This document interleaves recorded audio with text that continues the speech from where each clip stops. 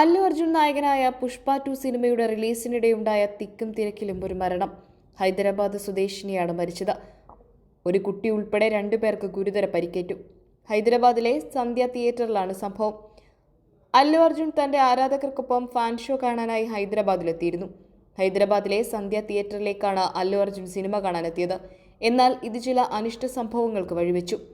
Pushpa fan ഷോയ്ക്കൊപ്പം Allu Arjun നേരിട്ട് തിയേറ്ററിലേക്ക് എത്തുക കൂടി ചെയ്തതോടെ തിയേറ്ററിന് മുന്നിൽ തിക്കും തിരക്കും കൂടാൻ കാരണമായി. തിയേറ്ററിന് മുന്നിൽ ആരാധകരും പോലീസും തമ്മിൽ ഉന്തും തള്ളുമുണ്ടായി.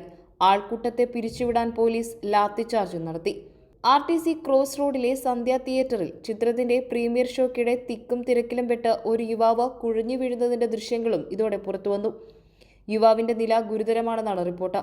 സ്ഥലത്ത് നേരത്തെ തന്നെ വിന്യസിച്ചിരുന്ന പോലീസ് നടപടിയെടുക്കുകയും ജനക്കൂട്ടത്തെ പിരിച്ചുവിടാൻ ലാത്തിചാർജ് നടത്തുകയുമായിരുന്നു. തിയേറ്ററിലുണ്ടായ പ്രശ്നങ്ങൾ കണക്കിലെടുത്ത് കൂടുതൽ പോലീസ് സന്നാഹം സ്ഥലത്തെത്തിയിട്ടുണ്ട്. ഇതിനിടെ ചിത്രത്തിന്റെ ബംഗളൂരുവിലെ ഷോ പോലീസ് റദ്ദാക്കി.